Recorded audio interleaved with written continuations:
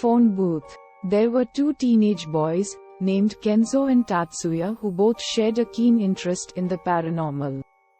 Whenever they met, they would always have a new scary ghost story or spooky urban legend to share with each other. One day, Tatsuya was browsing on the internet when he came across a website that had a lot of Japanese urban legends. He read a story about a certain suspension bridge that was located close to his home. The website had plenty of pictures of the bridge and the surrounding area. As he read the legend associated with the bridge, Tatsuya knew his friend would be interested. The next time he met Kenzo, he told him about the bridge. It was an old suspension bridge that crossed over a deep gorge.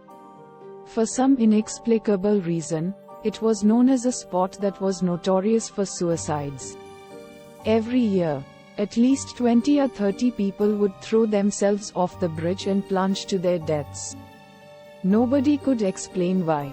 They said that the spot was haunted by the ghosts of all the people who had committed suicide there. When Kenzo went home that evening, he decided that he had to check out the bridge.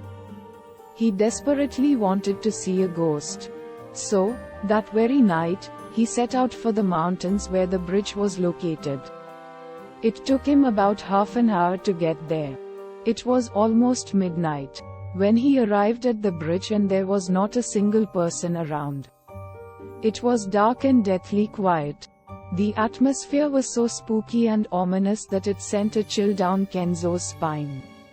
"Wow, this place is creepy," he muttered to himself as he cautiously walked to the edge of the gorge and peered down into its depths.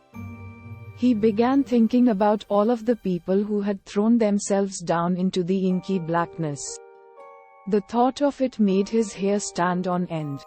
It was so fascinating that he felt compelled to tell his friend, Tatsuya, about it, so he pulled out his cell phone to call him. However, since he was high up in the mountains, he couldn't get any reception. Looking around, Kenzo noticed a solitary phone booth standing nearby.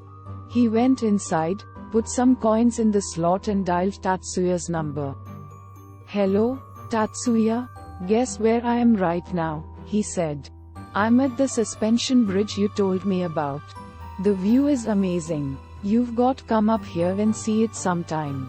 "Yeah, I'd like to," replied Tatsuya. "I saw all the pictures on the website." "Wait a second. What number are you calling me from?" Kenzo laughed.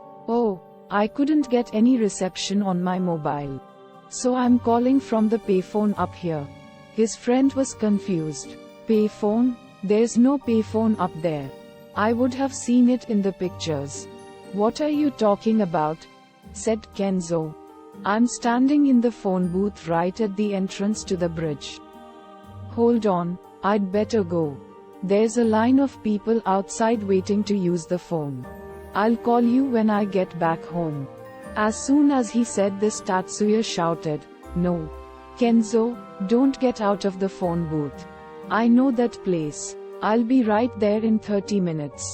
Whatever you do, don't move." "What's wrong? Just promise me you'll stay where you are. Don't move an inch, okay? And don't hang up the phone." "I'm coming." When his friend hung up, Kenzo felt a wave of fear envelop him. He stood in the phone booth and kept the phone receiver pressed to his ear. Looking over his shoulder, he saw a line of people standing outside the phone booth, silently watching him. The look in their eyes sent a shiver down his spine. Half an hour later, when Tatsuya arrived at the suspension bridge, he found his friend standing at the very edge of the gorge. He was holding his cell phone against his ear. There was no phone booth and no line of people waiting to use the phone. If he had moved an inch, he would have fallen off the edge and plunged to his death.